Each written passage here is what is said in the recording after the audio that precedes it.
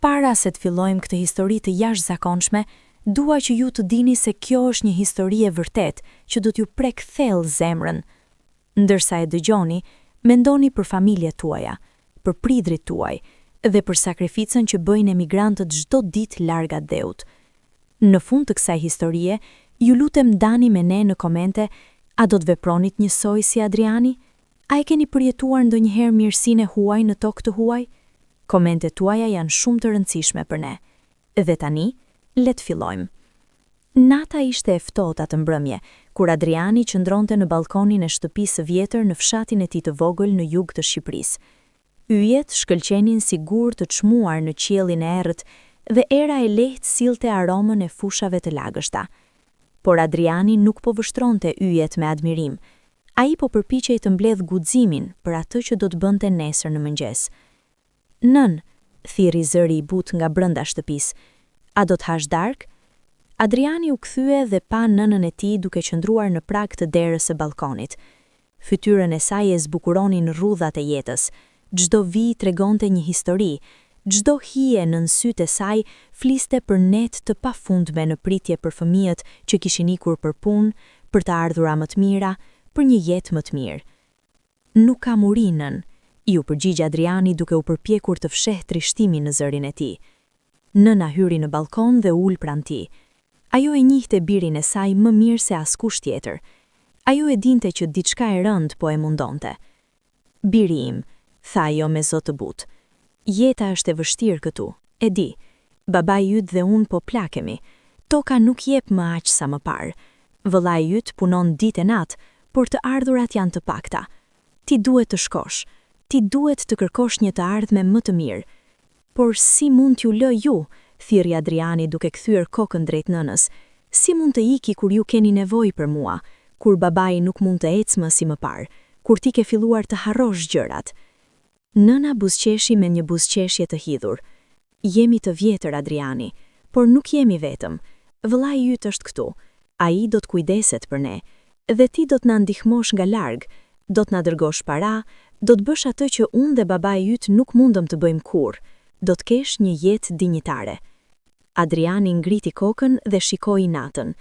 Ai nuk donte të pranonte që nëna e tij kishte të drejtë, por në zemrën e tij e dinte. Ai e dinte që këtu, në këtë fshat të vogël, nuk kishte të ardhme. Ai e dinte që nëse qëndronte, do të plakej ashtu si prindrit e tij, i varfër, i lodhur, pa shpresë. Do t'ju mungoni shumë, tha Adriani me zë të thyer. Edhe ti do të na mungosh, ju përgjigj nëna duke shtrënguar dorën. Por dashuria nuk njeh largësi. Ti do t'jesh gjithmonë në zemrën time, pavarësisht se ku të çon jeta. Atë natë Adriani nuk foli. Babai i tij kishte dalë në obor dhe ulej në stolin e vjetër të drurit që vetë kishte bërë kur ishte i ri. Adriani shkoi dhe ul pranë tij. Baba, tha Adriani, a e di që po nisem nesër? Babai nuk u përgjigj menjëherë. Ai mbante një çibuk të vjetër në dorë dhe po e shikonte me vëmendje, sikur ishte gjëja më e rëndësishme në botë. E di, tha në fund babai me zë të rënd. E di që po shkon në Gjermani, e di që po kërkon një jetë më të mirë. Të lutem, thuaj që nuk je i zemëruar, ju lut Adriani. Babai ktheu kokën dhe e shikoi me sy të mprehtë, sy që kishin parë shumë në jetë, luftra, huri, vështirësi, humbje. Por tani ata sy ishin plot me diçka tjetër, ishin plot me dashuri dhe krenari. Zemëruar? Pyeti babai, duke u përpjekur të qesh. Përse do të isha zemëruar? Unë jam krenar për ty, biri im. Ti po bën atë që duhet, por shkon drejt panjohurës për të kërkuar një jetë më të mirë. Kjo është guxim, kjo është forcë. Por po ju lë vetëm, tha Adriani me zë të thyer. Ti nuk po na lë vetëm, ju përgjigj babai duke vendosur dorën e saj të rrudhur mbi dorën e tij të fortë. Adriani nuk mund të fliste. Ai vetëm uli kokën. Lotët filluan të mblidhen në sytë e tij, por ai nuk i la të rrëshqishnin. Donte të ishte i fortë, donte të tregonte se ishte burr, por nëna e tij e pa dhimbjen në sytë e tij. Premtom një gjë, tha babai duke e larguar nga përqafimi. Premtom që do të jesh i ndershëm, që do të punosh me dinjitet, që nuk do të harrosh kush je dhe ma vjen. Parat mund të vinë e shkojnë, por ndershmëria dhe dinjiteti janë gjëja e vetme që asnjë nuk mund ta marrë nga ty. Të premtoj, baba, tha Adriani duke fshirë lotot, do të bëj krenar. Mëngjesi erdhi shpejt, shumë shpejt. Adriani nuk ishte fjetur thuajse as pak. Ai kishte mbetur zgjuar duke dëgjuar zhurmën e natës, kriketat që këndonin, qenin e fqinjit që ulërinte në largësi, erën që fërkonte degët e pemëve jashtë dritares së tij. Kur drita e parë e agimit filloi të depërtonte nëpër perdet, Adriani u ngrit dhe veshi rrobat e tij më të mira. Ai kishte vetëm një çantë të vogël me rroba dhe disa letra që nëna e tij kishte shkruar me këshilla për jetën. Kujdes në rrugë, i tha nëna duke e përqafuar. Lotët e saj rrëshqisnin pa zëmbi faqet e saj. Haje mirë, mos harru të na shkruash, dhe kujtohu, ti je gjithmonë i mirë pritur këtu në shtëpi. Vëllori i tij erdhi dhe e përqafoi fort. Bëhu burr, Adriani, dhe mos harro se ke një familje këtu që të do. Babai qëndroi në prag të derës. Ai nuk thirrri asgjë. Ai vetëm e shikoi Adrianin me ato sy të vjetër, të mprehtë, plot dashuri dhe trishtim. Dhe në atë shikim, Adriani lexoi gjithçka që babai i tij nuk mund ta shprehte me fjalë. Adriani hipi në autobusin që do ta çonte në Tiranë dhe nga aty do të merrte një tjetër autobus drejt Gjermanisë.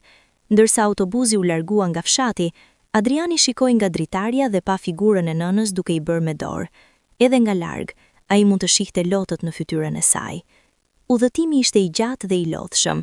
Autobusi kaloi nëpër male, nëpër fusha, nëpër qytete të vogla dhe të mëdha. Adriani nuk foli shumë me udhëtarët e tjerë. Ai ishte i zhytur në mendimet e tij, në frikën e tij, në shpresën e tij. Kur arriti në Gjermani, ishte një ditë e ftohtë vjeshte. Qielli ishte gri dhe era ishte e ashpër. Adriani zbriti nga autobusi dhe shikoi rreth e rrotull.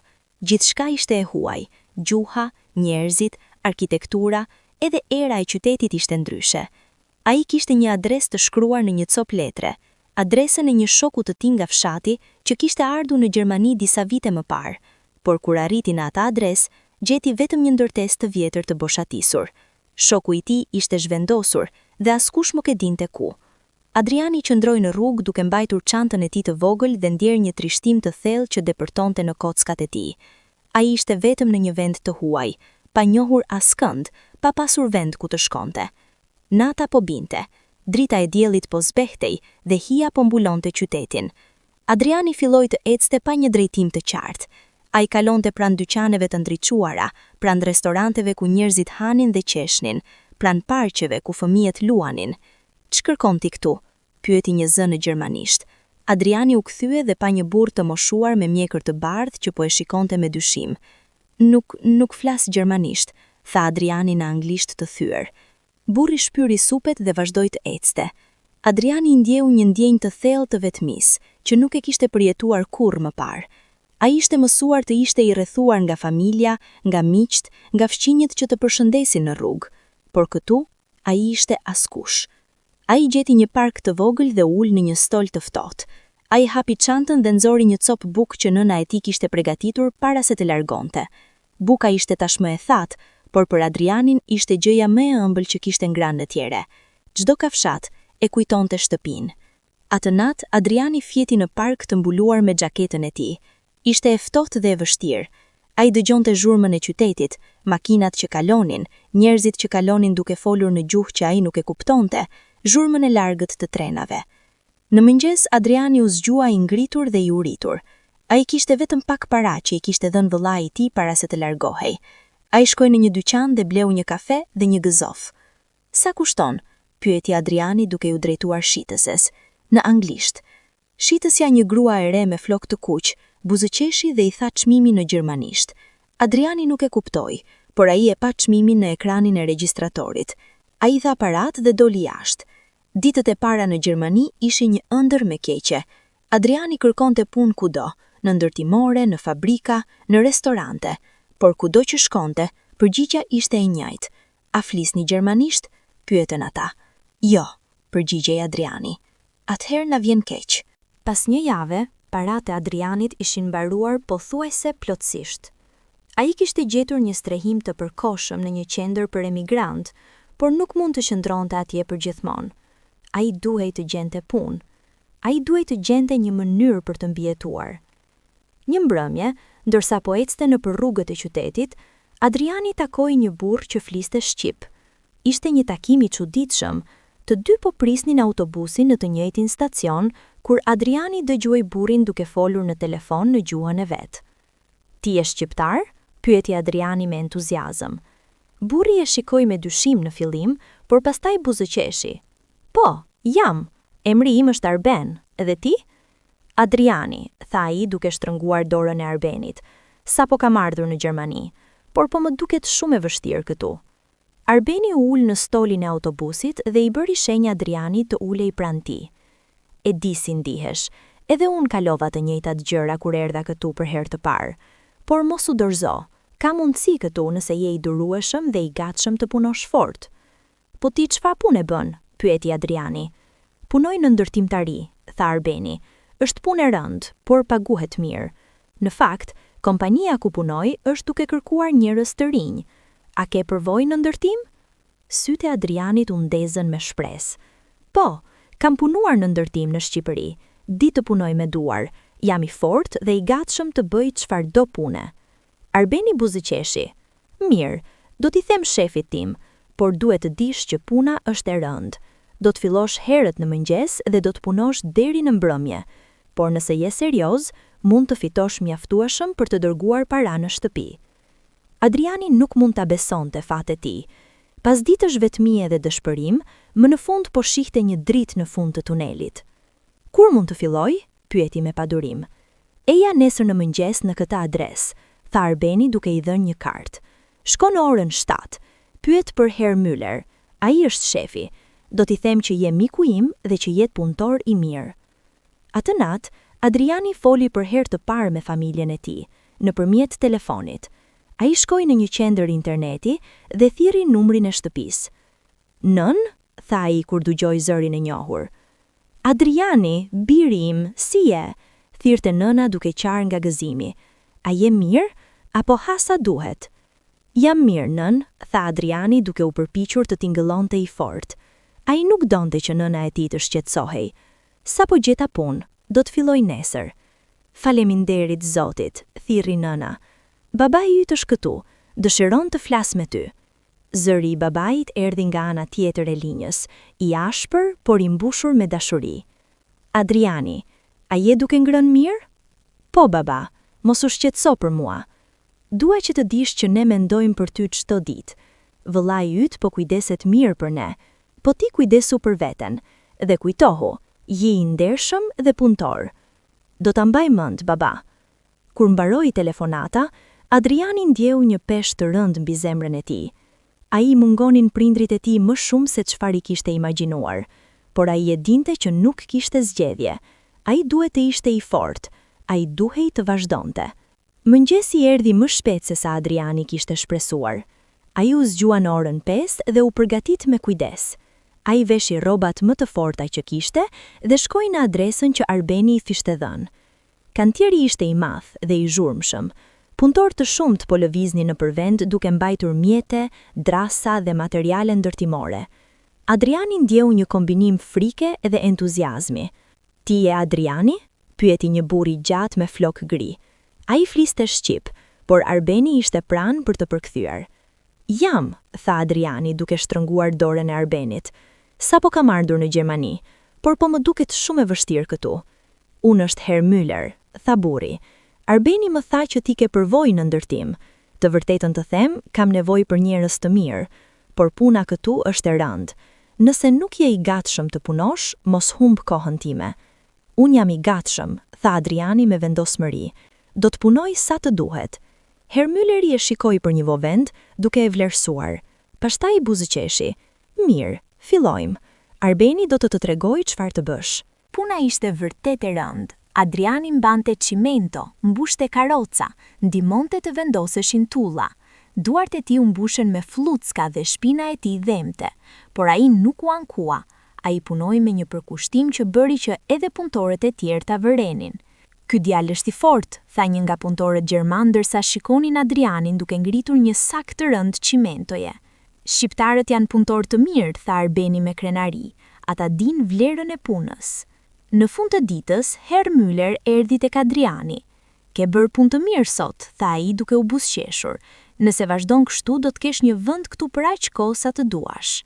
Adriani ndjeu një ndjenjë krenare që nuk e kishte ndjerë që kur kishte ardhur në Gjermani. Ai po bënte diçka me vlerë, ai po fitonte paranë e tij në mënyrë të ndershme. Javët kaluan, Adriani u bë një pjesë e rëndësishme e ekipit të ndërtimit. Ai mësoi disa fjalë bazë në gjermanisht: gut për mirë, danke për faleminderit, ja për po. Ai nuk ishte fluent, por ishte duke u përpjekur. Një ditë, ndërsa po punonin në një projekt të ri, Herr Müller erdhi tek Adriani me një propozim të veçantë. Adriani, kam një punë tjetër për ty, tha ai. Ka një çift i moshuar që ka nevojë për ndihmë në shtëpinë e tyre. Ata kanë nevojë për dikë që mund t'u rregullojë disa gjëra, të riparojë dyer, të pikturojë mure, të rregullojë çatin. A do të interesonte? Adriani mendoi për një moment. Ai ishte lodhur nga puna e rëndë në kantier çdo ditë, por ai nuk donte të refuzonte një mundësi për të fituar më shumë para. Po, natyrisht, tha ai. Kur mund të filloj? Këtë fundjavë, tha Herr Müller. Do të jap adresën. Çifti quhet Herr dhe Frau Schmidt. Janë njerëz shumë të mirë, por janë të moshuar dhe nuk mund të kryejnë shumë gjëra vetë. Adriani shkroi adresën dhe premtoi që do të shkonte të shtuna në mëngjes. E shtuna arriti dhe Adriani u ngrit herët siç ishte mësuar. Ai vishi rrobat e tij më të pastra dhe mori mjetet që do t'i duheshin për punën. Adresa që Herr Müller I kishte dhënë ishte në një lagje të qetë në periferi të qytetit. Kur arriti, Adriani mbeti habitur nga bukuria e shtëpisë. Ishte një shtëpi e vogël por I hijshme, me një kopsht të bukur plot me lule dhe pemë. Çdo gjë dukej e mirëmbajtur dhe e dashur. Ai trokiti në derë dhe pas disa sekondash dëgjoi hapat e ngadaltë që vinin drejt derës. Dera u hap dhe një grua e moshuar me flok të varë dhe sy të butë e shikoi me një buzëqeshje. Ti duhet të jesh Adriani, tha ajo në gjermanisht. Herr Müller na tha që do të vije. Hy të lutem. Adriani hyri në shtëpi dhe u habit nga ngrohtësia që ndjeu menjëherë. Shtëpia ishte e vogël, por shumë e rehatshme. Kishte fotografi të vjetra në mure, mobilje antike dhe një erë të këndshme të kafes së freskët. Emri im është Frau Schmidt, tha gruaja, dhe ky është burri im Herr Schmidt. Një burr I moshuar me mjekër të varë dhe sy të kaltër u ngrit nga karrigja e tij dhe erdhi drejt Adrianit. Ai ecste me një shkop, por shtrëngica e dorës së tij ishte ende e fortë. Mirë se erdhe në shtëpinë tonë, tha Herr Schmidt duke buzëqeshur. Ne kemi nevojë për shumë ndihmë, shtëpia po plaket bashkë me ne. Adriani nuk kuptonte shumë gjermanisht, por tonaliteti I tyre ishte aq I ngrohtë, saqë ai menjëherë ndjeu se këta ishin njerëz të mirë. Frau Schmidt e çoi Adrianin nëpër shtëpi duke I treguar çfarë duhej të riparohej. Kishte dyer që nuk hapeshin mirë, dritara që rrjedhnin, një pjesë të çatisë që kishte nevojë për riparim dhe mure që duheshin pikturuar. Ka shumë punë, tha Frau Schmidt duke buzëqeshur me turp, por nuk ka nguri, mund ta bësh ngadalë. Adriani filloi punën menjëherë. Ai filloi me derën kryesore që kishte nevojë për riparim. Ndërsa punonte, ai dëgjoi Herr dhe Frau Schmidt duke folur në gjermanisht në dhomën ngjitum. Ndonjëherë ata qeshnin, ndonjëherë bisedonin me zë të ulët. Pas disa orësh pune, Frau Schmidt erdhi me një tepsi me kafe dhe ëmbëlsira. Duhet të pushosh, tha ajo duke vendosur tepsi në tavolinë. Ke punuar shumë. Adriani u ul dhe piu kafen. Ishte kafe e mirë, më e mira që kishte pirë që kur kishte ardhur në Gjermani. Frau Schmidt ul përballë atij dhe filloi të fliste ngadalë në gjermanisht, duke përdorur gjeste për t'u bërë të kuptueshme. Nga vjen ti? Pyeti ajo. Nga Shqipëria, tha Adriani përdori fjalët e pakta gjermane. Shqipëria, përsëriti Frau Schmidt duke menduar. Vendi bukur, ke familje atje? Adriani nxorri telefonin dhe u tregoi një fotografi të prindërve të tij dhe vëllait. Frau Schmidt e mori telefonin dhe e shikoi me vëmendje. Prindërit e tu duken si njerëz të mirë, tha ajo me një buzëqeshje të ëmbël. Ti u mungon atyre, apo jo? Adriani uli kokën. Po, tha ai me zë të ulët. Shumë. Frau Schmidt vuri dorën mbi dorën e Adrianit. E di si ndihesh, tha ajo me një ton të butë. Edhe ne kemi pasur një djalë. Ai shkoi larg për punë dhe nuk u kthye kurrë. Tani jemi vetëm ne të dy. Adriani pa trishtimin në sytë e saj dhe ndjeu një lidhje të çuditshme me këtë grua të moshuar që sapo kishte njohur. Ata të dy ishin larg atyre që donin më shumë në jetë. Javët kaluan dhe Adriani shkonte çdo fundjavë në shtëpinë e çiftit Schmidt. A I rregullonte gjëra, pikturonte, riparonte dhe çdo herë Frau Schmidt e priste me kafe dhe ëmbëlsira të bëra në shtëpi. Herr Schmidt ulej pranë dhe I tregonte historinë nga e kaluara e tij, për luftën, për vitet e vështira, për kohën kur ai dhe gruaja e tij ishin të rinj dhe të dashuruar.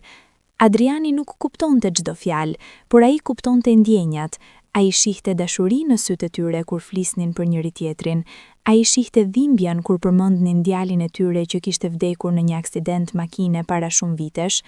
Një ditë, ndërsa po rregullonte një dritare në katin e sipërm, Adriani dëgjoi Frau Schmidt duke qarë poshtë.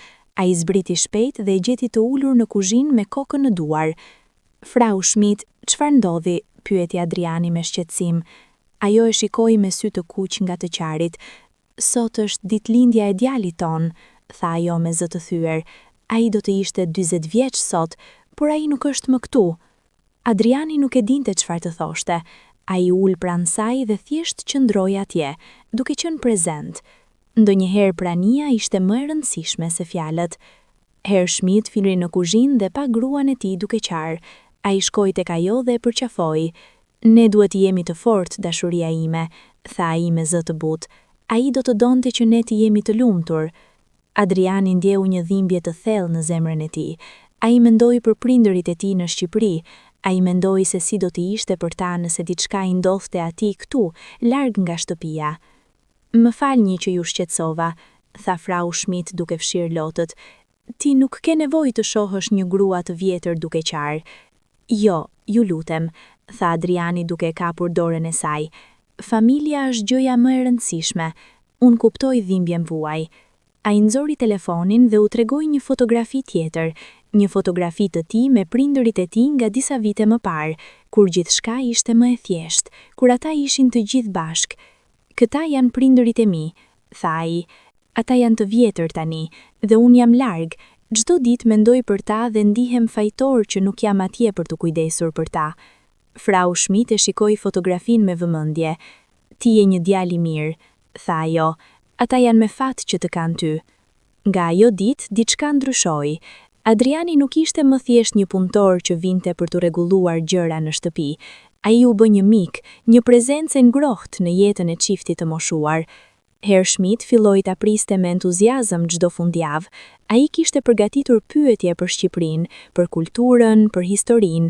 Ai donte të dinte gjithçka. Tregome për ushqimin tuaj. Si është kuzhina shqiptare? Tha Herr Schmidt me mall.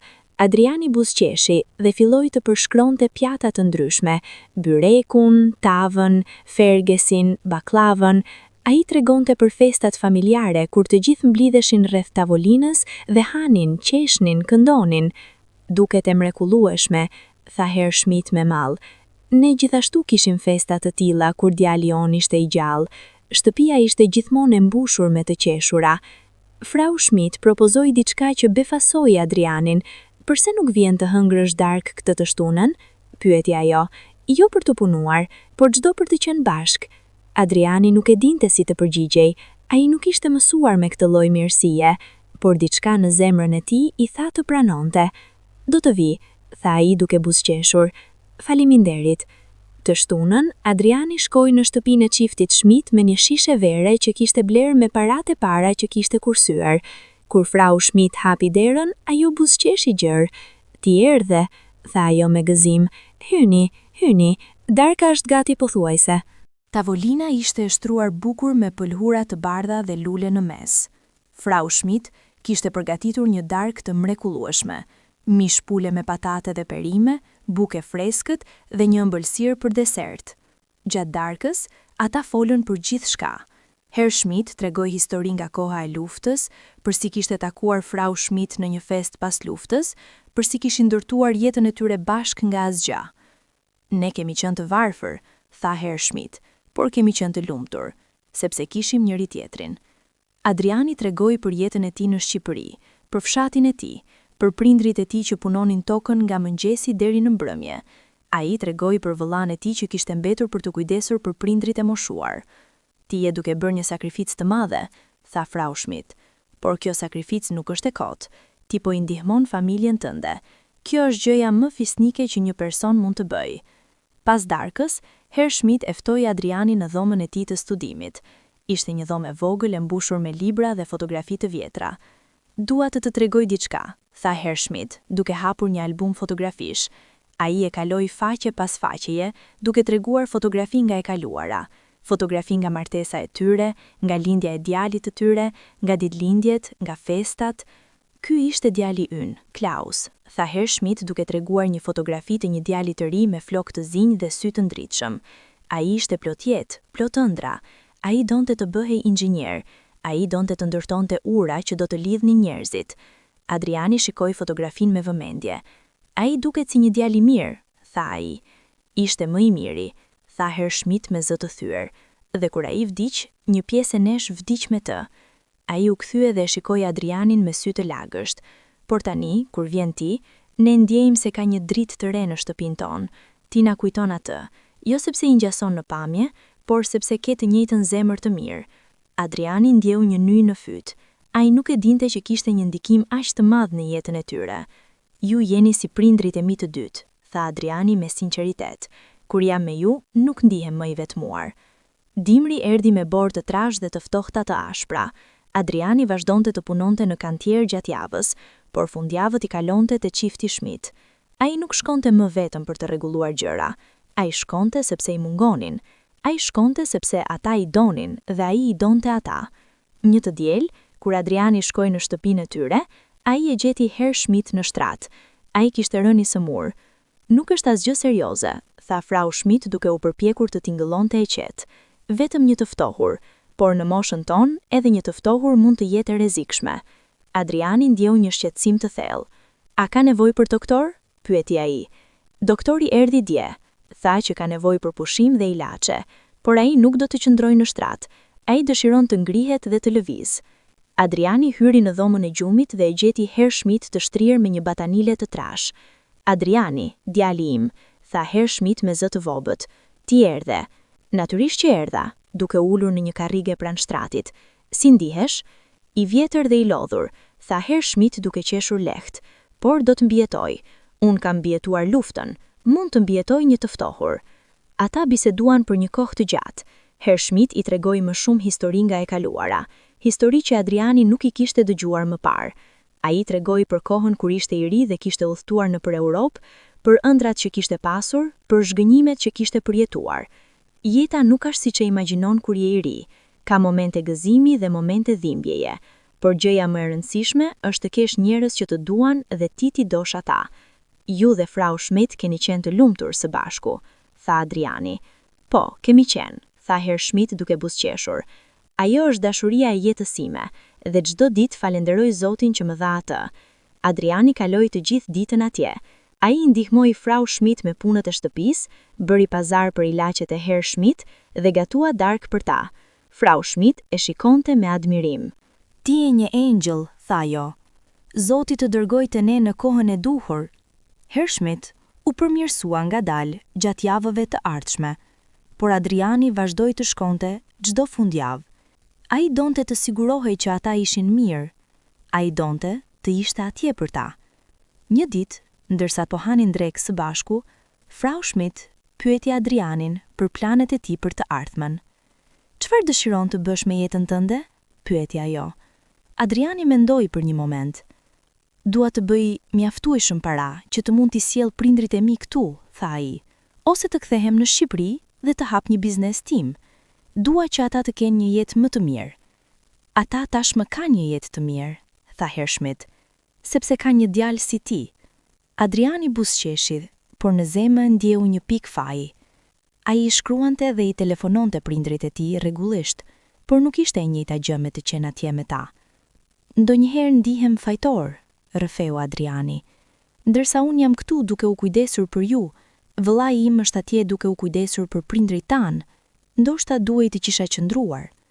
"Jo", tha Frau Schmidt me vendosmëri. "Ti ke bërë zgjedhjen e duhur. Ndonjëherë dashurisë më e madhe është të largohesh që ata të kenë një jetë më të mirë. Prindrit e tu e kuptojnë këtë."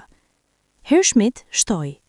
"Dhe duke qenë këtu, duke punuar fort, duke qenë i ndershëm dhe i mirë, ti po i bën ata krenar. Kjo është gjëja më e rëndësishme." Kur Krishtlindja po afrohej, Adriani filloi të mendonte se si do ta kalonte. Shumica e punëtorëve shqiptar që ai njihte do të ktheheshin në Shqipëri për festa. Por Adriani nuk kishte para të mjaftueshme për bilet. Ai kishte dërguar të gjitha kursimet e tij te familja. Frau Schmidt e vuri re që Adriani ishte i trishtuar. Ti nuk po shkon në shtëpi për Krishtlindje? Pyeti ajo një ditë. Jo, tha Adriani duke ulur kokën. Nuk kam para për bilet, por është mirë. Do të punoj gjatë festave, kështu do të fitoj më shumë. Frau Schmidt shkëmbeu një vështrim me Herr Schmidt. Ata të dy mendonin të njëjtën gjë. Adriani, tha Herr Schmidt, dëshirojmë që ti të kalosh Krishtlindjen me ne. Adriani e shikoi me befasi. Por, ajo është festa familjare juaj, unë nuk dua të ju shqetësoj. Ti nuk do të na shqetësosh, tha Frau Schmidt duke buzëqeshur. Ti je familje tani. Ne do të jemi shumë të lumtur nëse vjen. Adriani ndjeu lot duke i mbushur syt. Ai nuk ishte pritur kurrë këtë lloj mirësie. Do të vi, tha ai me zë të thyer. Faleminderit shumë.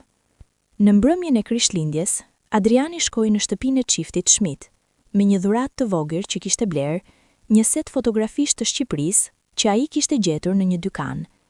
Ai mendoi se ata voti pëlqenin të shihnin vendin nga vinte ai. Kur arriti, shtëpia ishte e dekoruar bukur, me drita dhe një pemë Krishtlindje në këndin e dhomës së ndrimjes. Frau Schmidt kishte përgatitur një darkë madhështore, pul të pjekur, patate, salcë, perime dhe ëmbëlsira të ndryshme. Mirë se erdhe, tha Frau Schmidt duke e përqafuar Adrianin. Ishte hera e parë që ajo e përqafonte kështu, dhe Adriani ndjeu një ngrohtësi që nuk e kishte ndjerë që kur ishte larguar nga shtëpia e tij. Gjatë darkës, ata folën dhe qeshën. Herr Schmidt tregoi histori për Krishtlindjet, çastin kur Klaus ishte i vogël dhe priste me padurim që të hapte dhuratat.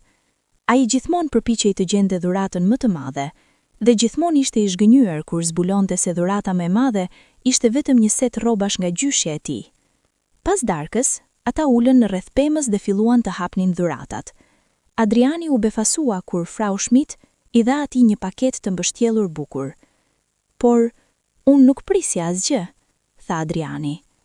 Hape, tha Herr Schmidt, duke buzëqeshur. Adriani e hapi paketën me kujdes dhe brenda gjeti një xhaketë të re dimri, një xhaketë cilësore, të ngrohtë dhe të bukur.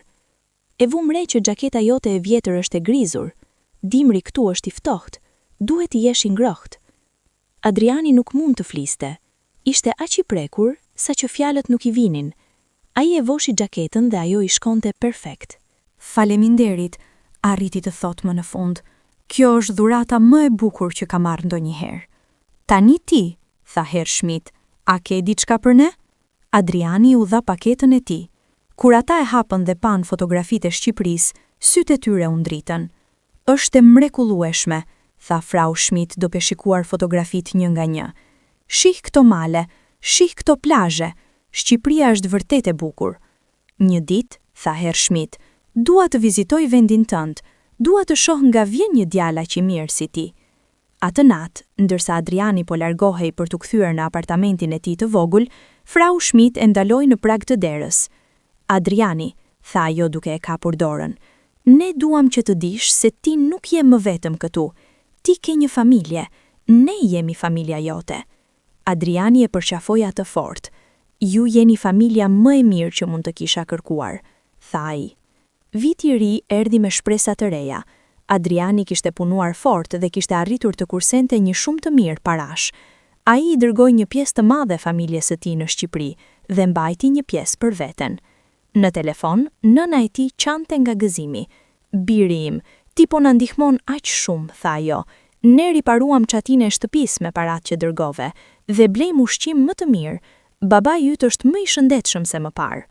Jam i lumtur që po ju ndihmoj nën, tha Adriani. Kjo është arsyeja pse erdha këtu. Po ti, pyeti nëna, a je i lumtur? A ke miq? A je i vetmuar? Adriani mendoi për çiftin Schmidt. Un kam gjetur njerëz shumë të mirë këtu, tha ai. Një çift i moshuar që më kanë pritur si djalin e tyre. Ata më kanë dhënë aq shumë dashuri. Faleminderit Zotit, tha nëna. Kjo më bën të ndihem më mirë, e dija që ti do të gjeje rrugën tënde. Pas disa muajsh, Herr Müller erdhi tek Adriani me një propozim të ri. Adriani, ke punuar shumë mirë, tha ai. Dua të bëj kryepunëtor, do të kesh më shumë përgjegjësi, por edhe më shumë para. Adriani nuk e besonte. Vërtet? Pyeti. Po, tha Herr Müller, ti je një nga punëtorët më të mirë që kam pasur. Je i ndershëm, i besueshëm dhe punon me zemër, ke merituar këtë. Adriani pranoi menjëherë. Kjo do të thotë që ai do të fitonte më shumë dhe do të mund t'i ndihmonte prindrit e tij më shumë. Në telefon, nëna e tij qante nga gëzimi. Biri im, ti po na ndihmon aq shumë, tha ajo. Ne riparuam çatin e shtëpisë me paratë që dërgove dhe blejmë ushqim më të mirë. Babai yt është më i shëndetshëm se më parë. Jam i lumtur që po ju ndihmoj nën, tha Adriani. Kjo është arsyeja pse erdha këtu. Po ti, pyeti nëna, a je i lumtur? A ke miq? A je i vetmuar? Adriani mendoi për çiftin Schmidt. Unë kam gjetur njerëz shumë të mirë këtu, tha ai. Një çift i moshuar që më kanë pritur si djalin e tyre. Ata më kanë dhënë aq shumë dashuri. Faleminderit Zotit, tha nëna. Kjo më bën të ndihem më mirë. E dija që ti do të gjeje rrugën tënde. Pas disa muajsh, Herr Müller erdhi tek Adriani me një propozim të ri. Adriani, ke punuar shumë mirë, tha ai. Dua të bëj kryepunëtor, do të kesh më shumë përgjegjësi, por edhe më shumë para. Adriani nuk e besonte. Vërtet? Pyeti. Po, tha Herr Müller, ti je një nga punëtorët më të mirë që kam pasur. Je i ndershëm, i besueshëm dhe punon me zemër, ke merituar këtë. Adriani pranoi menjëherë. Kjo do të thotë që ai do të fitonte më shumë dhe do të mund t'i ndihmonte prindrit e tij më shumë. Në telefon, nëna e tij qante nga gëzimi. Biri im, ti po na ndihmon aq shumë, tha ajo. Ne riparuam çatin e shtëpisë me paratë që dërgove dhe blejmë ushqim më të mirë. Babai yt është më i shëndetshëm se më parë. Jam i lumtur që po ju ndihmoj nën, tha Adriani. Kjo është arsyeja pse erdha këtu. Po ti, pyeti nëna, a je i lumtur? A ke miq? A je i vetmuar? Adriani mendoi për çiftin Schmidt. Unë kam gjetur njerëz shumë të mirë këtu, tha ai. Një çift i moshuar që më kanë pritur si djalin e tyre. Ata më kanë dhënë aq shumë dashuri. Faleminderit Zotit, tha nëna. Kjo më bën të ndihem më mirë. E dija që ti do të gjeje rrugën tënde. Por ju mezi më njihni, protestoi Adriani. Ka vetëm disa muaj që na njohemi. Ne të njohim mjaftueshëm, tha Herr Schmidt. Ne e dim që ti ke një zemër të mirë. Ne e dim që ti je i ndershëm dhe i punës. Ne e dim që ti do të kujdesesh për atë që ne të lëm. Adriani filloi të qante. Ai nuk mund ta ndalonte. Gjithë emocionet që kishte mbajtur brenda për muaj dolën në atë moment. Unë nuk e meritoj këtë, tha ai duke qarë. Unë nuk kam bërë asgjë speciale. Ti ke bërë gjithçka, tha Frau Schmidt duke e përqafuar. Ti na ke dhënë shpresë kur nuk kishim më. Ti na ke dhënë një arsye për të buzëqeshur çdo ditë. Ti na ke kujtuar se jeta është e bukur edhe në moshën e vjetër. Javët e ardhshme ishin plot me emocione të përziera për Adrianin. Ai ishte i lumtur, por edhe i shqetësuar. Ai nuk e dinte nëse duhej të pranonte ofertën e çiftit Schmidt. Ai nuk donte që ata të mendonin se ai kishte qenë i sjellshëm vetëm për paratë apo pronën. Ai bisedoi me Arbenin, mikun e tij shqiptar. Nuk e di çfarë të bëj, i tha Adriani. Ata duan të më lënë gjithçka, por unë nuk erdha këtu për këtë. Unë erdha për të punuar dhe për t'i ndihmuar prindrit e mi. Arbeni e shikoi me një shprehje të menduar. Adriani, a i do ata? Pyeti Arbeni. Po, shumë, tha Adriani pa hezitim. Atëherë çfarë ke frikë? Pyeti Arbeni. Ata të duan ty, ti i do ata. Kjo është ajo që rëndësi ka, jo parat, jo prona, dashuria. Adriani e dinte që Arbeni kishte të drejtë, por ende ndjente një peshë mbi zemrën e tij. Ai vendosi të fliste me prindrit e tij. I telefonoi dhe u tregoi gjithçka për çiftin Schmidt, për dashurinë që ata i kishin treguar, për ofertën që i kishin bërë. Çfarë mendoni ju? Pyeti Adriani. A dua ta pranoj? Ka qëndruar heshtje nga ana tjetër e linjës për disa momente, pastaj babai i tij foli. Biri im, tha ai me zë të thellë, kur më ndërgove në këtë udhëtim, unë të thash që ti ishe i ndershëm dhe i punës, dhe ti ke qenë. Ti nuk e kërkuar asgjë nga këta njerëz. Ti u ke dhënë dashuri sepse e ke ndjerë në zemrën tënde. ky është lloji i njeriut që ti je. Por nëse pranoj, a do të mendoni se kam harruar rrënjët e mia? Pyeti Adriani me shqetësim. Jo, tha nëna duke folur tani. Ne nuk do të mendojmë kështu kurrë. Zoti punon në mënyra misterioze. Ai të çoi atje për një arsye dhe tani ai po të shpërblen për mirësinë tënde. Ata janë si prindër të dytë për ty, shtoi babai, dhe nëse ata të duan aq shumë sa duan të lënë gjithçka, atëherë ti duhet ta pranosh, jo për parat, por si një nderim për dashurinë që keni për njëri tjetrin. Adriani ndjeu një lehtësim të madh. Ai e dinte tani çfarë duhej të bënte. Ditën e nesërme, ai shkoi te çifti Schmidt dhe u tha vendimin e tij. Unë pranoj, jo për parat apo pronën, por sepse ju jeni familja ime dhe unë dua të jem pjesë e jetës tuaj. Frau Schmidt dhe Herr Schmidt e përqafuan Adrianin, të tre qanë nga gëzimi. Ti nuk e di sa të lumtur na bën, tha Frau Schmidt. Ne e dinim që ti ishe personi i duhur. Në ditët e ardhshme, ata shkuan te avokati dhe bën të gjitha dokumentat e nevojshme.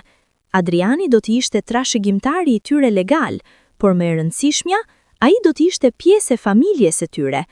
Muajt kaluan dhe Adriani u bë një pjesë e pandashme e jetës së çiftit Schmidt. Ai nuk jo vetëm punonte për ta, por jetonte me ta. Ata i dedikuan një dhomë në shtëpinë e tyre dhe e ftuan të jetonte atje. Përse të paguash qira kur ke një dhomë këtu, tha Herr Schmidt. Kjo është shtëpia jote tani. Adriani ja pranoi dhe u zhvendos. Jetesa me ta ishte e mrekullueshme. Çdo mëngjes, Frau Schmidt përgatiste mëngjes për të gjitha. Çdo mbrëmje, ata hanin darkë së bashku dhe bisedonin për ditën e tyre. Adriani mësoi shumë prej tyre. Herr Schmidt i mësoi për historinë gjermane, për artin, për muzikën. Ai i mësoi të luante shah dhe të vlerësonte gjërat e vogla në jetë. Frau Schmidt i mësoi për gatim, për kopshtin, për të qenë i durueshëm dhe i butë. Ajo i mësoi që dashuria e vërtet nuk shprehet me fjalë, por me vepra. Adriani gjithashtu u mësoi atyre për kulturën shqiptare. Ai gatoi për ta pjata shqiptare. I mësoi disa fjalë në shqip dhe u tregoi këngë tradicionale. Ti na ke sjell një botë të re, tha Herr Schmidt një ditë. Ne kemi mësuar aq shumë prej teje, por jo gjithçka ishte e thjeshtë. Kishte ditë të vështira, veçanërisht kur Herr Schmidt u sëmur përsëri. Kësaj here ishte më serioze. Ai kishte probleme me zemrën dhe duhej të shkonte në spital. Adriani qëndroi me të çdo natë në spital. Ai nuk linte që Frau Schmidt të qëndronte vetëm. Ai ishte atje duke mbajtur dorën e Herr Schmidt, duke e siguruar se kishte gjithçka që i duhej. Ti nuk duhet të bësh këtë, tha Herr Schmidt me zë të dobët nga shtrati i spitalit. Ti ke punën tënde, ke jetën tënde. Jeta ime është këtu, tha Adriani me vendosmëri. Ju jeni familja ime, nuk ka asgjë më të rëndësishme se kjo. Herr Schmidt e shikoi me sy plot dashuri. Djali im, tha ai, djal i vërtet. Pas disa javësh, Herr Schmidt u përmirësua dhe u kthye në shtëpi, por ai ishte më i dobët se më parë. Ai kishte nevojë për më shumë kujdes dhe mbështetje. Adriani mori një vendim. Ai foli me Herr Müller dhe kërkoi të punonte vetëm gjysmë dite që të mund të kalonte më shumë kohë me çiftin Schmidt. A je i sigurt? Pyeti Herr Müller. Kjo do të thotë më pak para. Jam i sigurt, tha Adriani. Ka gjëra më të rëndësishme se parat.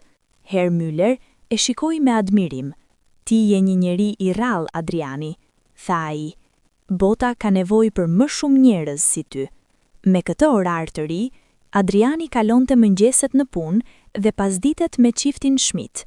Ai i ndihmonte me gjithçka, nga përgatitja e ushqimit deri te leximi i librave për ta, nga ecja në park deri te marrja e ilaçeve. Frau Schmidt shpesh e shikonte duke punuar dhe do të buzëqeshte me lot në sy. Çfarë do të bënim pa ty? Do të thoshte ajo. Ju nuk do të jeni kurrë pa mua, do t'i përgjigjej Adriani. Unë jam këtu për ju, gjithmonë. Një mbrëmje, ndërsa po ulen në veranda dhe po shikonin diellin që po perëndonte, Herr Schmidt filloi të fliste për jetën. Adriani, tha ai, dua të them diçka të rëndësishme. Në jetën time të gjatë, kam mësuar shumë gjëra. dhe dua t'i ndaj me ty. Adriani u ul më afër dhe dëgjoi me vëmendje. Gjëja e parë, tha Herr Schmidt, është që të mos e marrësh kurrë jetën për të mirë qenë. Çdo ditë është një dhuratë. Çdo mëngjes që zgjohesh, çdo frymë që merr, çdo moment me njerëzit që do, është një bekim. Adriani mendehinte këtë. Ai mendoi për të gjitha ditët kur t'ishte ankuar për jetën e tij, për vështirësitë, për vetminë, por tani, duke parë gjithçka që kishte, punën, shtëpinë, familjen, ai ndjeu mirënjohje. Gjëja e dytë, vazhdoi Herr Schmidt, është që dashuria është gjëja më e rëndësishme. Jo parat, jo suksesi, jo fama. Dashuria për familjen, për miqt, për njerëzit që takon në rrugën tënde. Ai e shikoi Adrianin me sy të butë. Ti e kupton këtë, Adriani. Unë e shikoj në mënyrën se si na trajton. Ti na do vërtet, dhe kjo na ka dhënë më shumë gëzim se çdo gjë tjetër. Gjëja e tretë, tha Herr Schmidt, është që njerëzit mirënjohës janë njerëzit më të lumtur. Mos u anko për atë që nuk ke. Vlerëso atë që ke. Unë kam jetuar në për luftra, në për kohëra të vështira, por gjithmonë kam qenë mirënjohës për jetën, për shëndetin, për dashurinë e gruas sime. Adriani ndjeu lot duke I mbushur syt. Këto fjalë e prekën thellë. Faleminderit që po më ndani këto mësime, tha ai. Unë do t'i mbaj në zemrën time për gjithmonë. Ka edhe një gjë, tha Herr Schmidt duke buzëqeshur. Mos harro kur nga vjen. Rënjët tuaj, kultura jote, familja jote në Shqipëri. Ata janë pjesë e asaj që je ti. Edhe nëse jeton këtu, ato do t'i jenë gjithmonë në zemrën tënde. Nuk do t'i harroj kur, premtoi Adriani. Çdo ditë mendoj për ta, çdo ditë dërgoj para të t'i ndihmoj, dhe një ditë dua t'i sjell këtu që të mirë takohen me ju. Frau Schmidt, që ishte duke dëgjuar në heshtje, foli tani. Do t'na pëlqente shumë të takojmë prindrit e tu. Ata kanë rritur një djalë të mrekullueshëm. Duam t'u falenderojmë personalisht. Ato fjalë bën që Adriani të vendoste diçka. Ai do të punonte fort dhe do të kursente para për të sjell prindrit e tij në Gjermani për një vizitë. Ai donte që ata të takonin njerëzit që kishin bërë aq shumë për të. Pas disa muajsh punë të palodhur dhe kursimi, Adriani arriti të blej bileta për prindrit e tij. Ata do të vinin në Gjermani për 2 javë. Kur dita e mbërritjes së tyre erdhi, Adriani shkoi në aeroport me zemër që I rrahte fort. Ai nuk I kishte parë prindrit e tij për pothuajse 2 vjet. Ai nuk e dinte si do t'i ishte. Kur I pa duke dal nga porta e arritjes, Adriani nuk mund ta mbante veten. Ai vrapoi drejt tyre dhe I përqafoi fort, shumë fort. Nën, baba, thirrri ai duke qarë. Nëna e tij qante gjithashtu, duke e përqafuar djalin e saj që kishte munguar aq shumë. Babai I tij, duke u përpjekur të ishte I fortë, nuk mund të fshihte lotët që I rrjedhnin nga syt. Djali im, tha nëna duke prekur fytyrën e tij. Ti e rritur, ti dukesh më I fortë. Ju më keni munguar aq shumë, tha Adriani duke I shikuar me dashuri. Ata dolën nga aeroporti dhe Adriani I çoi në shtëpinë e çiftit Schmidt. Ai kishte folur me Herr dhe Frau Schmidt dhe ata kishin insistuar që prindrit e Adrianit të qëndronin me ta. Shtëpia është e madhe, kishte thënë Frau Schmidt, dhe ne duam t'i njohim ata. Kur arritën në shtëpi, çifti Schmidt I priste në prag të derës me buzëqeshje të gjëra. Mirë se erdhët, tha Herr Schmidt në gjermanisht, dhe Adriani përktheu. Nëna e Adrianit, edhe pse nuk fliste gjermanisht, menjëherë kuptoi ngrohtësinë e tyre. Ajo e përqafoi Frau Schmidt dhe filloi të qante. Faleminderit, tha nëna në shqip, dhe Adriani përktheu. Faleminderit që jeni kujdesur për djalin tim. Faleminderit që I keni dhënë dashuri. Frau Schmidt gjithashtu filloi të qante. Ai është djali ynë tani, tha ajo, ashtu siç është djali juaj. Ne e ndajmë atë me ju me shumë dashuri. Babai I Adrianit shkoi tek Herr Schmidt dhe I shtrëngoi dorën fort. 2 burrat e moshuar u shikuan në sy dhe pa nevojë për fjalë, ata kuptuan njëri tjetrin. Ata të dy ishin baballar që donin të njëjtin djalë. Ti ke rritur një djalë të shkëlqyer, tha Herr Schmidt, dhe Adriani përktheu. Dhe ju keni qenë si babai i tij i dytë, ju përgjigj babai. Unë jam përgjithmonë në borxh me ju. 2 javët e ardhshme ishin plot me momente të paharrueshme. Adriani i çoi prindrit e tij nëpër qytet, u tregoi vendet ku punonte dhe kaluan kohë të çmuar në çiftin Schmidt. Në mbrëmje, ata të katërt ulen bashk dhe hanin darkë. Edhe pse kishte barrierë gjuhësore, dashuria i kalonte të gjitha pengesat. Ata qeshnin, tregonin histori dhe krijonin kujtime të reja. Një mbrëmje, nëna e Adrianit dhe frau Schmidt ulen në kuzhinë dhe filluan të gatuanin së bashku.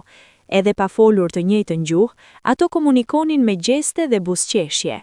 Nëna e Adrianit i tregoi frau Schmidt si të bënte byrek, dhe frau Schmidt i tregoi asaj si të bënte një ëmbëlsirë gjermane tradicionale.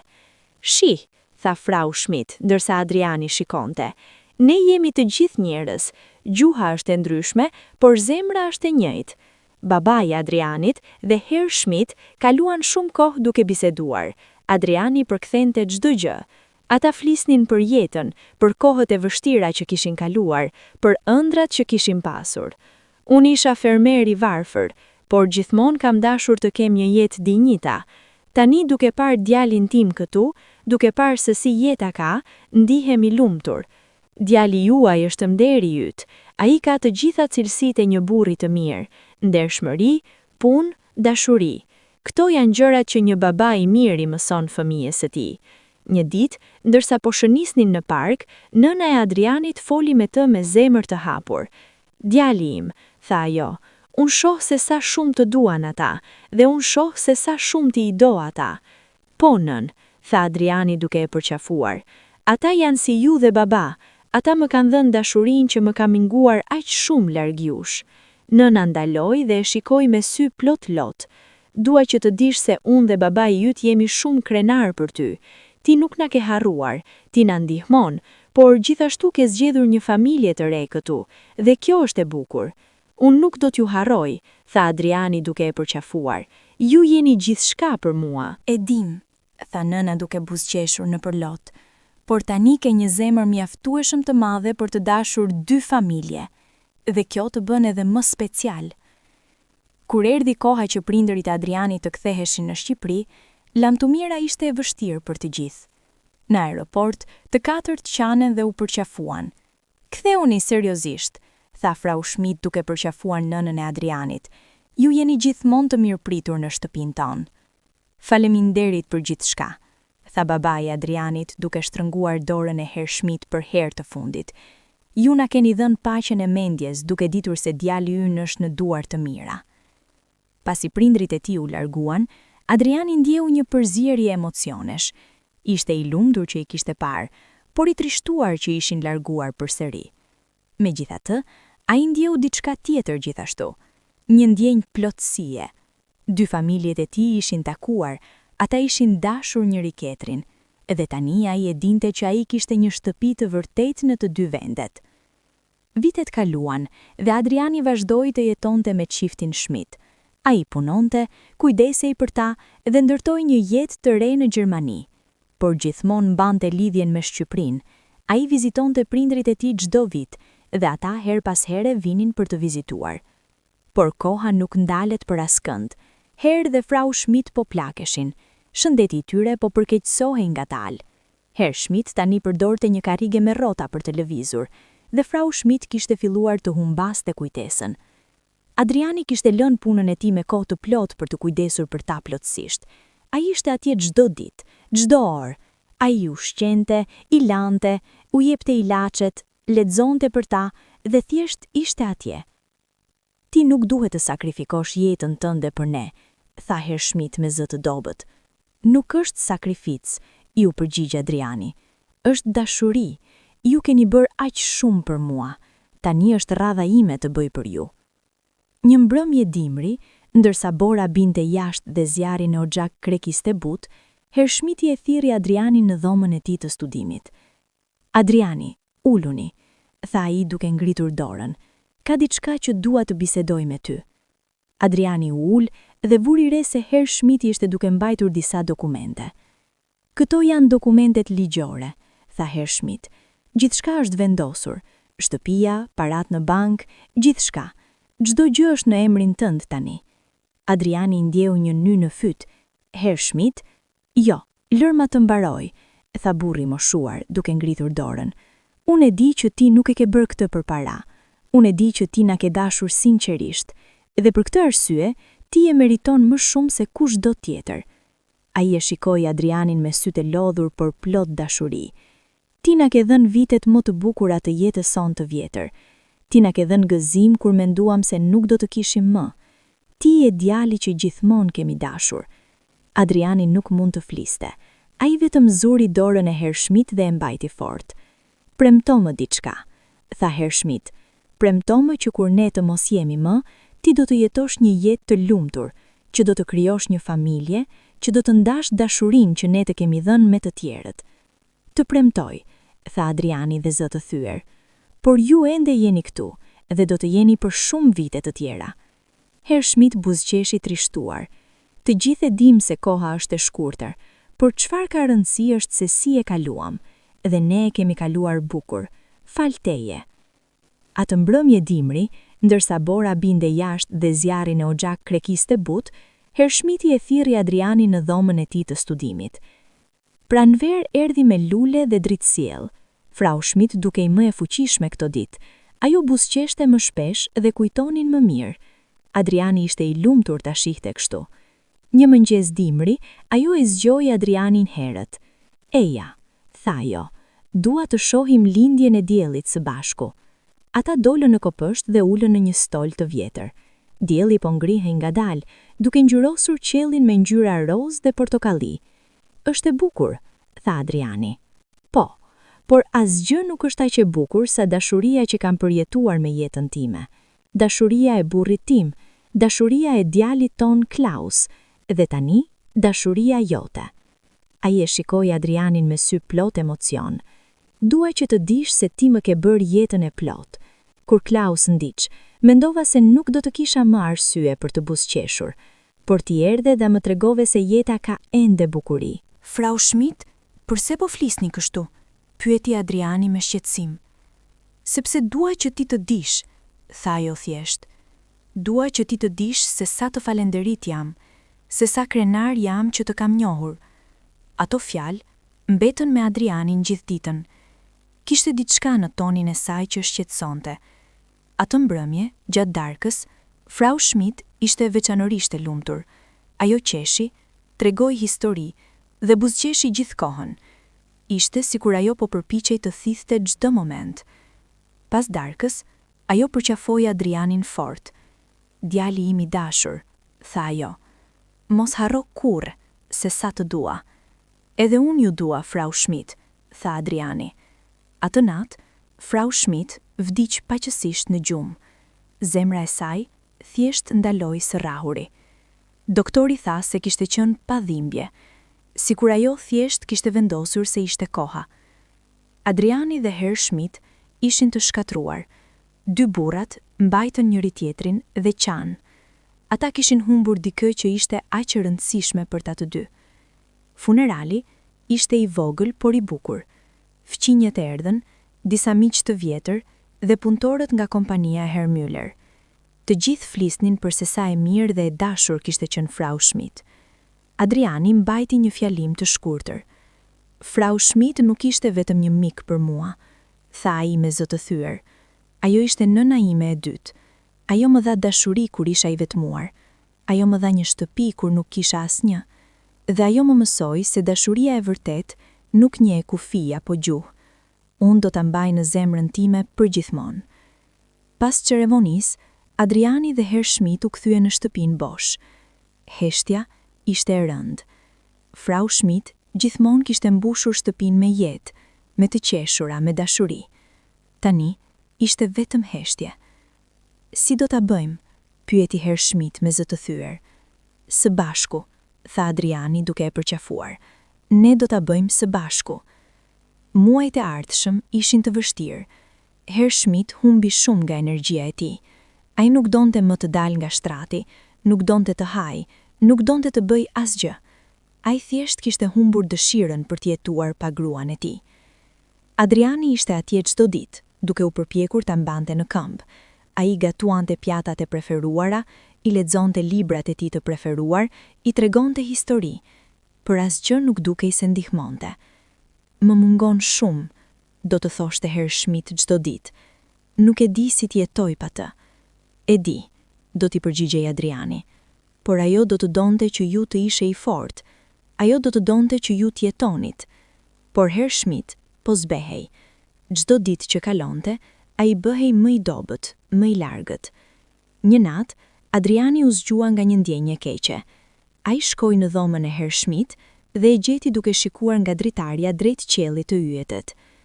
Nuk mund të flije? Pyeti Adriani. Jo, por nuk është problem. Më pëlqen të shoh yjet. Më kujton kohën kur isha i ri dhe po shikoja të njëjtat yje me gruan time. Adriani u ul pranë tij dhe ata qëndruan në heshtje për një kohë. Adriani, tha Herr Schmidt në fund, dua të them diçka të rëndësishme. Çfarë është? Pyeti Adriani. Faleminderit, tha Herr Schmidt thjesht. Faleminderit për gjithçka që ke bërë. Faleminderit që na dhe djalë të vërtet. Faleminderit që na bëre të ndjehemi të dashur deri në fund. Ju nuk keni përse të falenderoni, tha Adriani duke e kapur dorën e tij. Ju keni bërë aq shumë për mua. Jo, tha Herr Schmidt nuk e tundur kokën. Ti ke bërë më shumë. Ti na ke dhënë shpresë, ti na ke dhënë gëzim, ti na ke dhënë një arsye për të jetuar. Tani jam gati. Jam gati të bashkohem me gruan time. Jam gati të pushoj. Jo, tha Adriani me zë të ngutësh, ju nuk mund të më lini, ju jeni gjithçka që kam këtu. Ti do t'jesh mirë, tha Herr Schmidt me një buzëqeshje të butë. Ti je i fortë, ti ke një zemër të madhe, dhe ti ke gjithçka që ne të kemi lënë, jo vetëm shtëpinë dhe parat, por edhe mësimet, dashurinë dhe kujtimin ton. Ato ishin të fundit fjalë që Herr Schmidt i tha Adrianit. Të nesërme në mëngjes, ai nuk u zgjua. Ai kishte vdekur paqësisht me gjumë, njësoj si gruaja e tij. Adriani ndjeu se bota e tij kishte rënë. Brenda disa muajsh, ai kishte humbur të dy njerëzit që i donte më shumë në Gjermani. Ai ndjeu një boshllëk të thellë që nuk e dinte si pambushte. Funerali i Herr Schmidt ishte edhe më i madh se ai i Frau Schmidt. Më shumë njerëz erdhën, miq të vjetër, koleg, fëqinj.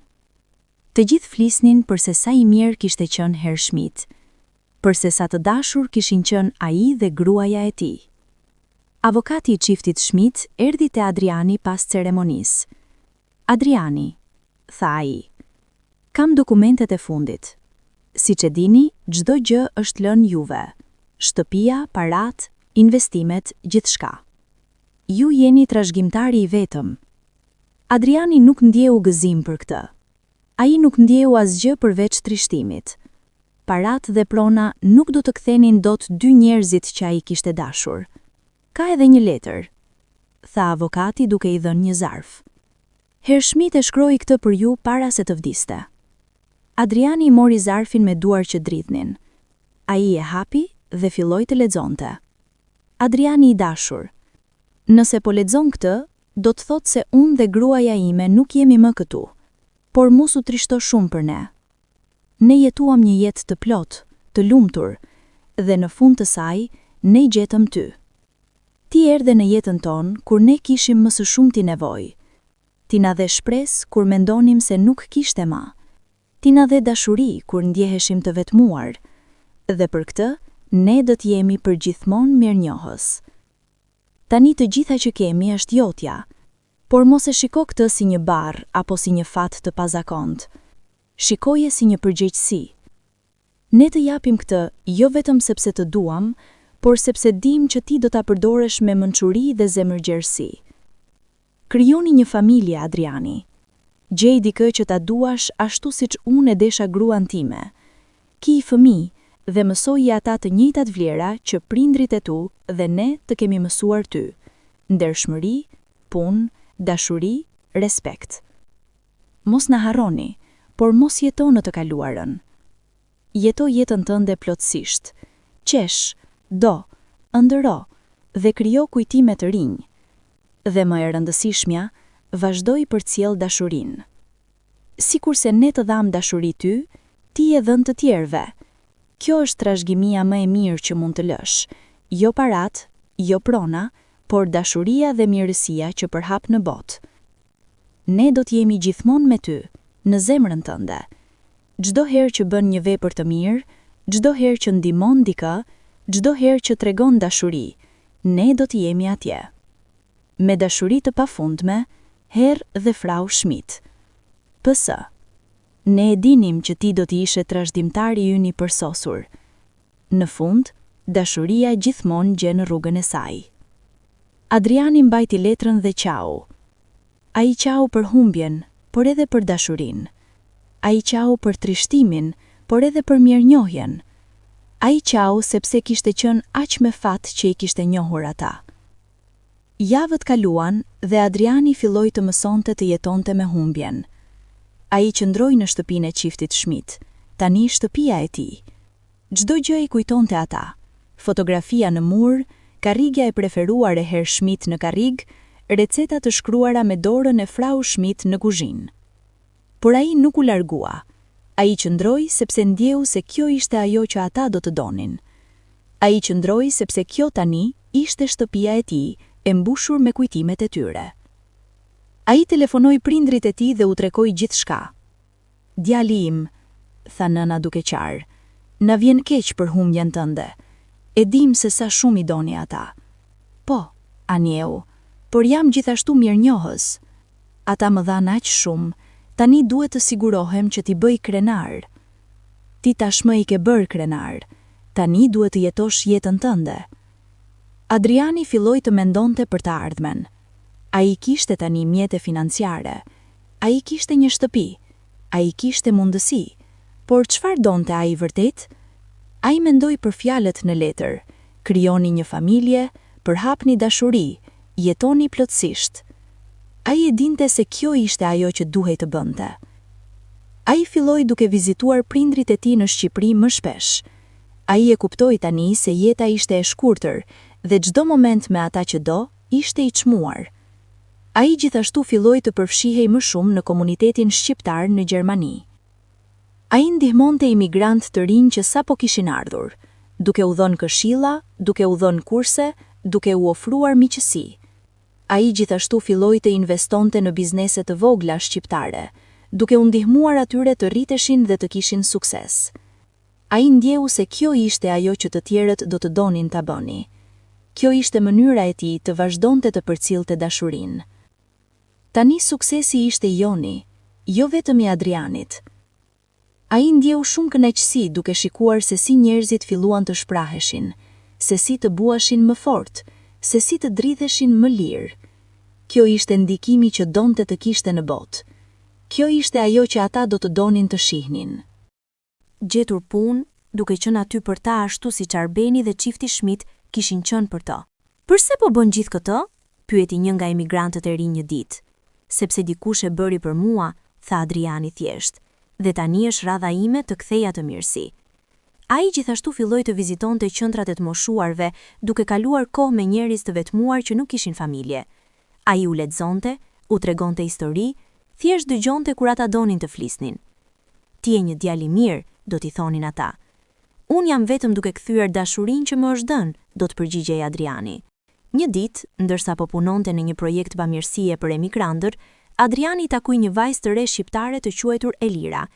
Ajo ishte vajzë e ardhur në Gjermani për të studiuar dhe ishte vullnetare në të njëjtën organizat. Ti je Adriani? Pyeti ajo me një buzëqeshje. Kam dëgjuar shumë për ty, të gjithë flasin për punën që po bën. Adriani u turpërua. Unë vetëm po bëj atë që duhet. Ata filluan të punonin së bashku dhe me kalimin e kohës krijuan një lidhje të veçantë. Elira ishte e mençur, e sjellshme dhe kishte një zemër të madhe për të ndihmuar të tjerët. Përse vendose të bëhesh vullnetare? Pyeti Adriani një ditë. Sepse familja ime u përfitua nga mirësia e të tjerëve kur erdhi këtu për herë të parë, tha Elira. Tani dua t'i jap mbrapsht. Adriani e kuptoi atë. Ata kishin të njëjtën vizion, të njëjtat vlera. Me kalimin e muajve, Adriani dhe Elira u afruan gjithnjë më shumë.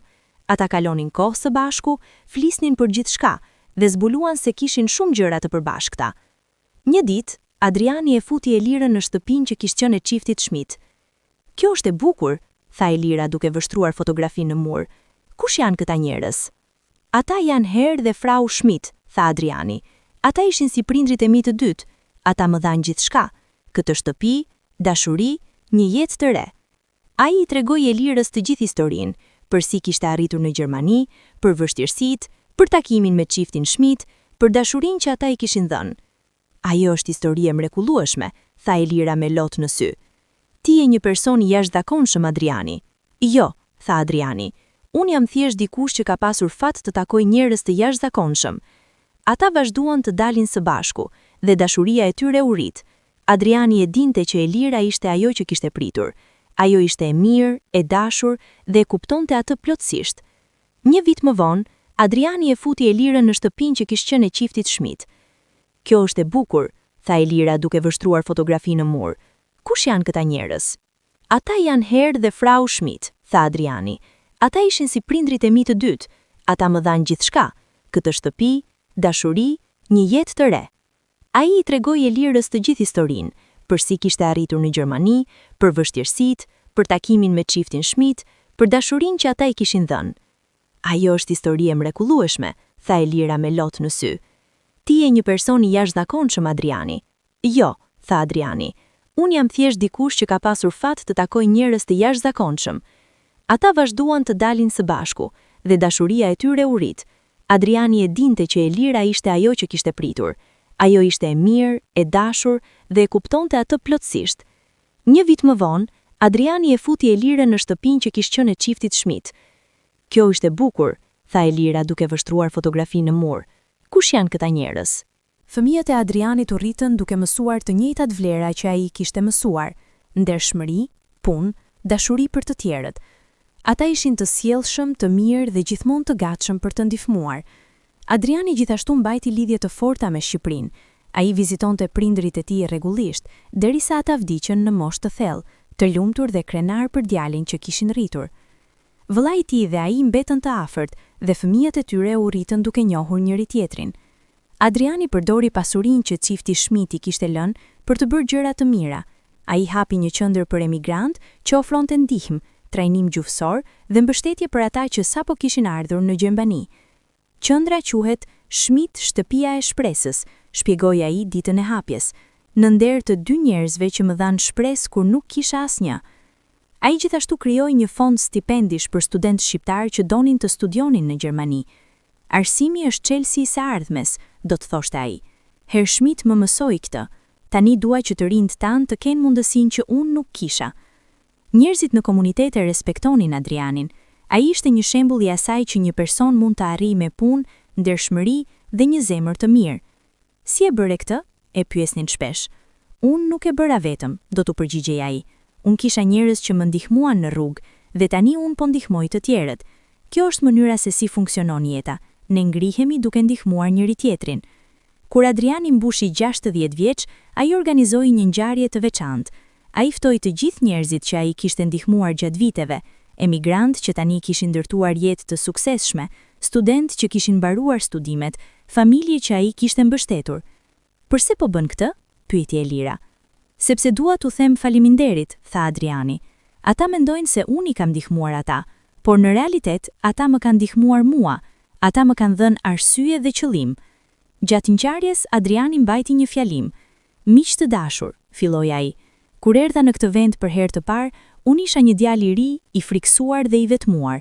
Nuk flisja gjuhën, nuk kisha para, nuk kisha ku të shkoja. Të gjithë dëgjonin me vëmendje. Por unë takova njerëz të mirë," vazhdoi ai. "Takova Arbenin që më ndihmoi të gjeja punën time të parë, takova Herr Müller që më dha një mundësi dhe më e rëndësishmja, takova Herr dhe Frau Schmidt që më dhanë dashuri dhe një familje." Zëri I tij u thye, por ai vazhdoi. "Ata nuk kishin asnjë arsye për të më ndihmuar. Unë isha një I huaj, dikush që ata sapo kishin njohur, por ata më zgjodhen të më duan dhe ajo dashuri ndryshoi jetën time. Ai e shikoi audiencën. Tani me ndihmën tuaj, unë jam në gjendje të kthej atë dashuri. Çdo person që kam ndihmuar, çdo familje që kam mbështetur, çdo student që kam sponsorizuar, ju jeni pjesë e trashëgimisë së Herr dhe Frau Schmidt. Ju jeni prova se dashuria nuk des. Ajo vazhdon, përhapet dhe prek jetë të reja. Pas ngjarjes, shumë njerëz ju afruan Adrianit për të falendëruar. Ti na ke dhënë aq shumë, i than ata. Jo, tha Adriani duke buzëqeshur. Ne I kemi dhënë njëri tjetrit. Kjo është bukuria e humanitetit. Ne jemi të gjithë të lidhur, të gjithë pjesë të njëjtës histori. Tani në moshën 80 vjeç, Adriani ulet në kopshtin e shtëpisë që njëherë kishte qenë e çiftit Schmidt. Pemët kanë rritur të mëdhenj, lulet janë në lulëzim dhe dielli po pëlboset butësisht. Fëmijët e tij janë rritur dhe kanë familjet e tyre.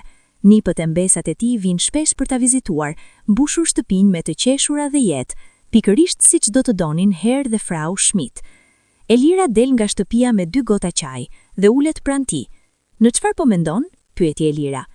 Po mendoj për udhëtimin, tha Adriani duke buzëqeshur. Për djalin e ri që erdhi në këtë vend me asgjë, për njerëzit e mirë që takova, për dashurinë që më dhan, për jetën që ndërtova. Është një histori e bukur, tha Elira. Po, tha Adriani, dhe më e bira pjesë është se ajo nuk e ka mbaruar. Historia vazhdon me fëmijët tanë, me nipët, me të gjithë njerëzit që kemi prekur. Dashuria që Herr dhe Frau Schmidt më dhan mua, po jeton edhe sot. Ai e shikoi shtëpinë që tani është plot me kujtime të 3 gjeneratave. Ai e shikoi kopshtin, ku Frau Schmidt dikur mbjellte lule. Ai e shikoi verandën, ku Herr Schmidt dikur ulej dhe tregonte histori.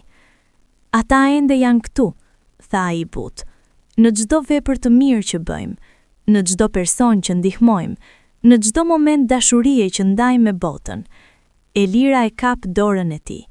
Ti I ke bërë ata krenar, tha ajo, ashtu siç kanë bërë krenar prindrit e tu. Adriani buzëqeshi. Ai mendoi për prindrit e tij në Shqipëri që tani pushojnë në qetësi.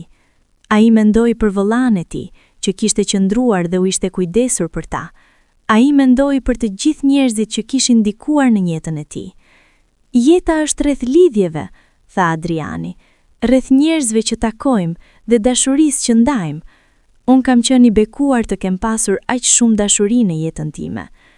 Në atë moment, djali I tij I vogël Klaus erdhi duke vrapuar në kopsht me një libër në dorë. Gjysh, thirrri ai, a mund të më tregosh përsëri historinë e babagjyshit Schmidt?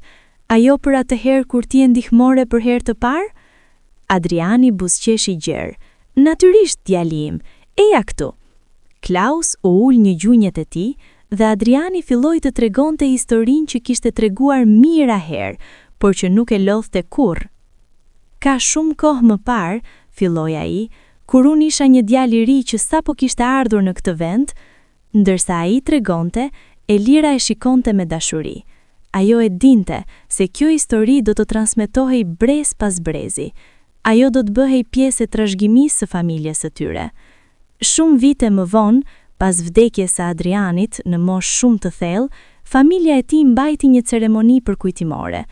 Qindra njerëz erdhën, njerëz që ai kishte ndihmuar, familje që ai kishte mbështetur, student që ai kishte sponsorizuar. Klaus, djali I tij, mbajti një fjalim. Babai im, filloi ai me zë të thyer, ishte një njeri jashtëzakonshëm, por jo sepse kishte para ose pronë, jo sepse kishte arritur sukses në biznes, por sepse kishte diçka që shumë njerëz nuk kanë, një zemër të pafundme. Ai shikoi audiencën. Ai më tregonte shpesh historinë e Herr dhe Frau Schmidt, përsi ata e kishin pritur kur ai nuk kishte asgjë, përsi ata e kishin dhënë dashuri, pa pritur asgjë në këmbim, dhe ai kaloi gjithë jetën e tij duke u përpjekur të bëhej I denj për atë dashuri. Klaus mori një frymë të thellë, por gjëja e mrekullueshme është se ai e kapi, ai u bë I denj, dhe më shumë se kaq, ai e shumë fishoi atë dashuri. Çdo person që ai preku, çdo jetë që ai ndryshoi, është pjesë e trashëgimisë së tij. Ai ngriu një fotografi të vjetër, një fotografi të Adrianit të ri me Herr dhe Frau Schmidt, të 3 buzëqeshin, të lumtur, një familje e vërtet. Ky është babai im, tha Klaus, djali I 2 vendeve, ura midis 2 kulturave, prova e gjallë se dashuria nuk njeh kufi. Pas ceremonisë, një grua e moshuar ju afrua Klausit. Djali jot? Pyeti ajo. Po, tha Klaus. I joti? babai yt më ndihmoi para 30 vitesh kur erdha në Gjermani. Unë nuk kisha asgjë, por ai më dha shpresë, ai më ndihmoi të gjenta punë, ai më trajtoi si familje, dhe për shkak të tij, unë ndërtova një jetë këtu. Tani kam fëmijë, nipa, një biznes, gjithçka për shkak të babait tënd. Klaus e përqafoi gruan. Faleminderit që e tregove këtë, tha ai. Historia e tij vazhdon të jetojë nëpërmjet njerëzve si ti. Atë ditë, Klaus mori një vendim. Ai do të shkruante një libër për baban e tij, për udhëtimin e tij nga një fshat i vogël në Shqipëri deri në një jetë të plotë në Gjermani. Ai do ta quante librin Emigranti që gjeti dashuri, dhe kur libri u botua, ai u bë një bestseller. Njerëzit nga e gjithë bota e lexuan historinë e Adrianit dhe qeshën dhe u frymëzuan. Recensionet thanë: "Kjo është më shumë se një histori emigrimi. Kjo është një histori për humanitetin në formën e tij më të mirë." Ajo që Adriani dhe çifti Schmidt ndan është prova se dashuria e vërtet ekziston dhe se ajo mund ta ndryshojë botën. Një histori që duhet ta lexojë çdo njeri. Ajo na rikujton se në një botë plot ndarje, dashuria ende mund të na bashkojë. Por për Klaus dhe familjen e tij, historia nuk ishte vetëm një libër, ishte jeta e tyre, ishte trashëgimia e tyre, ishte përkujtimi i një burri që kishte treguar se dashuria, mirësia dhe ndershmëria janë forcat më të fuqishme në botë. Sot, shtëpia që njëherë kishte qenë e Herr dhe Frau Schmidt dhe pastaj e Adrianit, është një muze i vogël i hapur për publikun.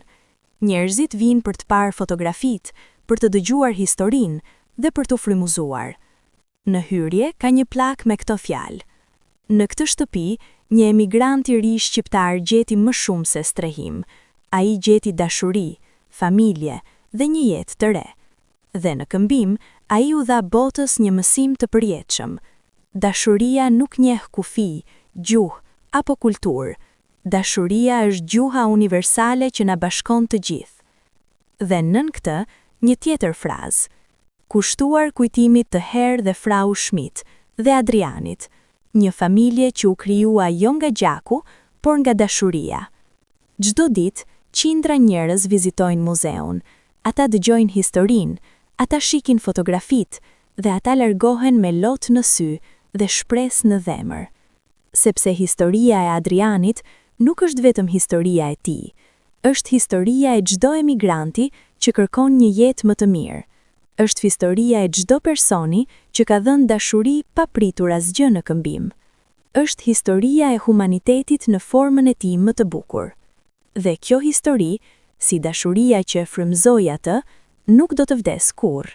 Ajo do të vazhdojë të jetojë në zemrat e njerëzve, brez pas brezi, përgjithmonë.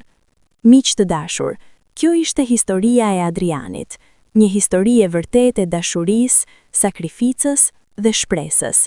Një histori që na tregon se, pavarësisht nga vendi ku lindim apo gjuha që flasim, të gjithë kemi nevojë për dashuri dhe lidhje njerëzore. Tani ju pyes, a do të vepronit njësoj si Adriani? A do të hapnit zemrën tuaj për dikë që nuk e njihni? A keni përjetuar ndonjëherë mirësinë e huaj në tokë të huaj, apo keni qenë ju ata që keni dhënë dashuri dikujt që kishte nevojë? Ndani mendimin tuaj në komente. Historia juaj mund të frymëzojë dikë tjetër. Dhe mos harroni, dashuria që japim në këtë botë është e vetmja gjë që kurrë nuk humbet. Ajo vazhdon të jetojë përgjithmonë. Faleminderit që e dëgjuat këtë histori. Deri në videon e ardhshme, mbani zemrat tuaja të hapura dhe shpirtrat tuaj të butë, sepse ashtu si Adriani, Herr dhe Frau Schmidt, secili prej nesh ka fuqinë të ndryshojë jetën e dikujt me një vepër dashurie.